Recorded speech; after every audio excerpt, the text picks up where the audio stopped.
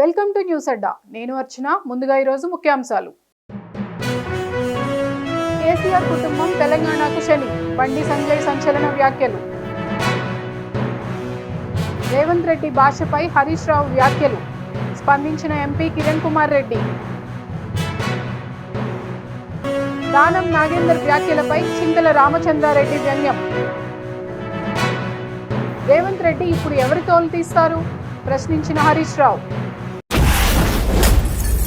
వివరాల్లోకి వెళ్తే, కృష్ణా నదీ జలాల అంశంపై మాజీ ముఖ్యమంత్రి కేసీఆర్ చేస్తున్న వ్యాఖ్యలను కేంద్ర మంత్రి బీజేపీ నేత బండి సంజయ్ తీవ్రంగా ఖండించారు. కాళేశ్వరం ప్రాజెక్టు స్కామ్ నుంచి ప్రజల దృష్టి మళ్లించేందుకే కేసీఆర్ ఇప్పుడు కృష్ణా జలాల విషయాన్ని తెరపైకి తీసుకొస్తున్నారని ఆయన ఆరోపించారు.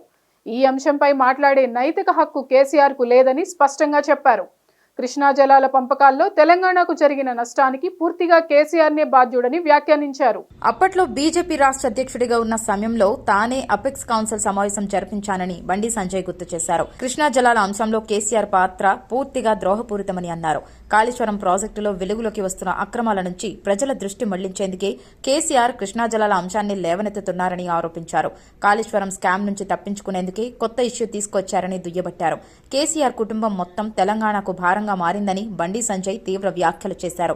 కేసీఆర్ కుమారుడు కేటీఆర్ అహంకారంతో మాట్లాడుతున్నారు. కేసీఆర్ కుటుంబమే తెలంగాణకు పెద్ద శని, డబుల్ ఇంజిన్ సర్కార్తోనే రాష్ట్ర అభివృద్ధి సాధ్యమని స్పష్టం చేశారు. ముఖ్యమంత్రి హోదాలో రేవంత్ రెడ్డి వాడుతున్న భాష సరిగా లేదని మాజీ మంత్రి BRS senior MLA Harish Rao చేసిన వ్యాఖ్యలపై భువనగిరి కాంగ్రెస్ ఎంపీ చామల కిరణ్ కుమార్ రెడ్డి స్పందించారు. ఈ మేరకు ఆయన ఒక వీడియో విడుదల చేశారు. రాజకీయాల్లో తిట్ల పురాణానికి ఆద్యుడు కేసీఆరేనని ఆయన పేర్కొన్నారు.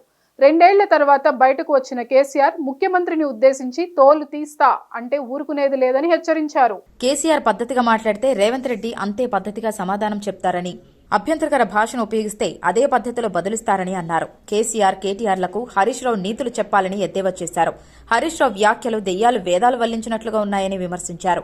నీతులు ఎదుటివారికే తప్ప తమకు కాదు అన్నట్లుగా మాట్లాడుతున్నారని అన్నారు. తొలుత కేసీఆర్ మాట్లాడే భాషను ఒకసారి పరిశీలించాలని సూచించారు. తెలంగాణ ఉద్యమం సమయంలో కేసీఆర్ తిట్ల పురాణం ప్రారంభించారని, కానీ ఇప్పుడు రాజకీయ నాయకుడిగా కూడా అదే భాషను కొనసాగిస్తున్నారని ఆగ్రహం వ్యక్తం చేశారు. కేసీఆర్ అసెంబ్లీకి వచ్చి 10 ఏళ్ల అవినీతిపై చర్చించాలని సవాల్ విసిరారు. కేంద్ర సహాయ మంత్రి బండి సంజయ్ కూడా ముఖ్యమంత్రి, మాజీ ముఖ్యమంత్రికి గౌరవం ఇవ్వాలని సూచిస్తున్నారని, ఇదే విషయాన్ని బీఆర్ఎస్ నాయకులకు కూడా చెప్పాలని కోరారు. ఖైరతాబాద్ ఎమ్మెల్యే దానం నాగేందర్ చేసిన వ్యాఖ్యలపై రాజకీయ వేడి ఒక్కసారిగా పెరిగింది. ఈ వ్యాఖ్యలకు మాజీ ఎమ్మెల్యే చింతల రామచంద్రారెడ్డి ఘాటుగా స్పందిస్తూ దానం రాజకీయ ప్రస్థానాన్ని ఎద్దేవా చేశారు. అధికారం ఉన్న చోటుకు మకాం మార్చడమే దానం రాజకీయ స్టైల్ అని, అది ప్రజలందరికీ బాగా తెలిసిన విషయమని అన్నారు. బీఆర్ఎస్ గుర్తుపై గెలిచి ఆ వెంటనే కాంగ్రెస్ పార్టీలో చేరిన దానం నాగేందర్ ఇప్పుడు నైతికత, రాజకీయ విలువలపై మాట్లాడటం హాస్యాస్పదమని చింతల మండిపడ్డారు. ప్రజల తీర్పుతో ఎమ్మెల్యేగా గెలిచిన తర్వాత ఎన్నిసార్లు నిజంగా ప్రజల మధ్యకు వచ్చారని ఆయన ప్రశ్నించారు. మాటలకే పరిమితమై పనిలో మాత్రం ప్రజలకు కనిపించలేదని ఆరోపించారు.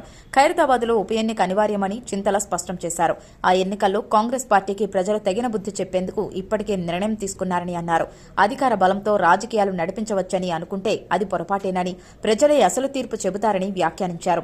అభివృద్ధి పేరుతో రియల్ ఎస్టేట్ వ్యాపారం చేస్తున్న కాంగ్రెస్ పార్టీ జీహెచ్ఎంసీ ఎన్నికల్లో 300 డివిజన్లలో గెలుస్తామని కలలు కంటోందని చింతల ఎద్దేవా చేశారు.